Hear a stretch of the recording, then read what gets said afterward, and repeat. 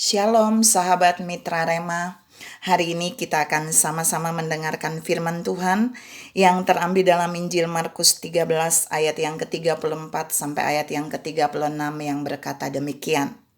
Dan halnya sama seperti seorang yang bepergian, yang meninggalkan rumahnya dan menyerahkan tanggung jawab kepada hamba-hambanya, masing-masing dengan tugasnya, dan memerintahkan penunggu pintu supaya berjaga-jaga.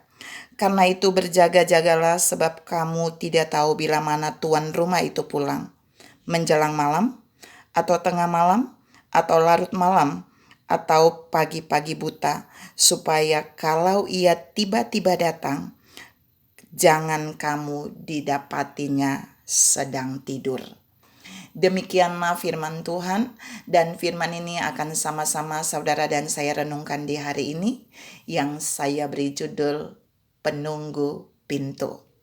Saudara yang saya kasihi dalam Tuhan Yesus Kristus, ayat yang tadi saya baca merupakan pernyataan Yesus kepada para muridnya untuk mereka hidup berjaga-jaga. Lalu Yesus berkata tentang bagaimana dia akan datang. Dia memberikan ilustrasi bagaimana dia tiba-tiba datang dan dia mau para murid itu berjaga-jaga. Dan uniknya di situ Yesus bilang di ayat yang ke-34, Tuhan itu kalau mau pergi, dia memanggil hamba-hambanya dan dia memberikan tugas kepada setiap hamba-hambanya, tanggung jawab kepada setiap hamba-hambanya. Tapi yang ditonjolkan di dalam ayat itu hanya satu tugas.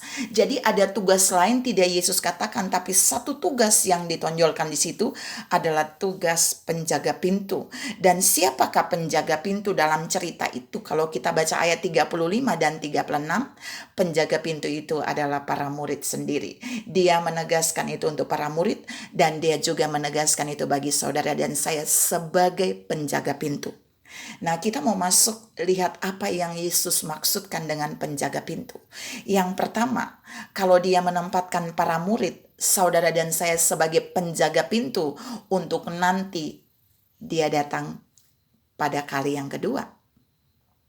Itu berarti dia menempatkan kita di posisi yang dapat dipercaya. Yang pertama, sebagai penjaga pintu, penunggu pintu, kita adalah orang-orang yang diberi tugas dengan kepercayaan yang luar biasa.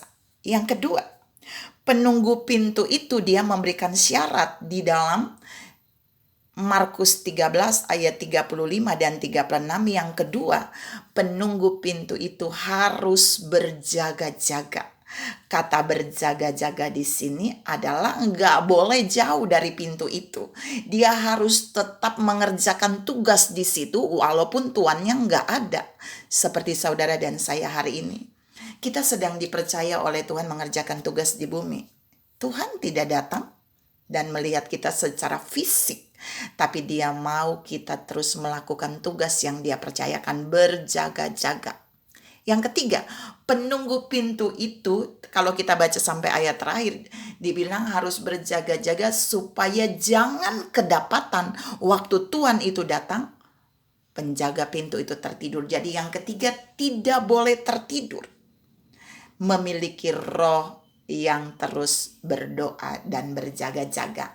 Jadi Tuhan mau penunggu pintu itu dia adalah orang-orang yang memiliki roh doa untuk terus bisa berjaga-jaga sampai sang tuan rumah itu, sang pemilik rumah itu datang kembali. Dan waktu dia datang, penunggu pintu itu tidak tertidur. Saudara yang saya kasih dalam Tuhan Yesus Kristus, kata tidak tertidur, berjaga-jaga ini berhubungan dengan doa, roh doa. Jadi seorang penjaga pintu yang Yesus maksud di sini adalah para murid, yaitu saudara dan saya. Untuk menjaga pintu itu, kita perlu berdoa, kita perlu membangun hubungan doa yang konsisten dengan Tuhan. Saudara bisa lihat di dalam Matius 26. Nanti saudara baca ayat 38 sampai ayat 41. Waktu Yesus membawa 3 muridnya, Yohanes, Yakobus, dan Petrus, ketika Yesus mau berdoa di Taman Getsemani. Mereka menunggu tidak jauh dari situ, dan waktu Yesus selesai berdoa yang pertama, Yesus datang dan melihat mereka tertidur. Lalu Yesus bilang kepada Petrus, "Tidakkah kamu sanggup berjaga-jaga 1 jam saja dengan aku? Berjaga-jagalah supaya kamu jangan jatuh ke dalam pencobaan. Roh memang penurut, tapi daging lemah." Yesus sedang menekankan tentang roh doa, tentang doa, berdoa, supaya sebagai penjaga, waktu Yesus datang, kita tidak tertidur seperti Petrus dan 2 murid yang lain, tapi kita sedang berjaga-jaga. Tuhan mau saudara dan saya menangkap hari ini. Dalam menjalankan tugas di muka bumi, kita ibarat penunggu pintu. Apakah kita sedang menjadi orang-orang yang terus menjaga roh doa kita? Apakah kita menjadi orang-orang yang terus berdoa dalam keadaan apapun, sekalipun secara fisik Yesus tidak menemui kita seperti yang dia temui bagi Petrus, Yakobus, dan Yohanes di dekat Taman Getseman? Tapi firman hari ini dia mau menyadarkan saudara dan saya bahwa kitalah penunggu pintu itu. Kita adalah orang yang berjaga-jaga. Kita adalah orang yang harus terus memelihara roh doa, supaya waktu dia datang, dia mendapati roh kita tetap berjaga-jaga. Dia mendapati roh kita tidak tidur.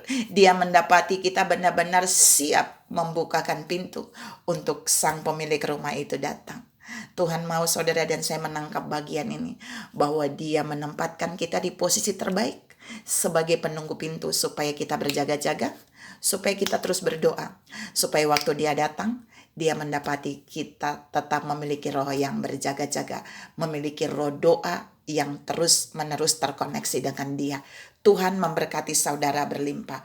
Salam menjadi penjaga pintu yang berjaga-jaga. Amin.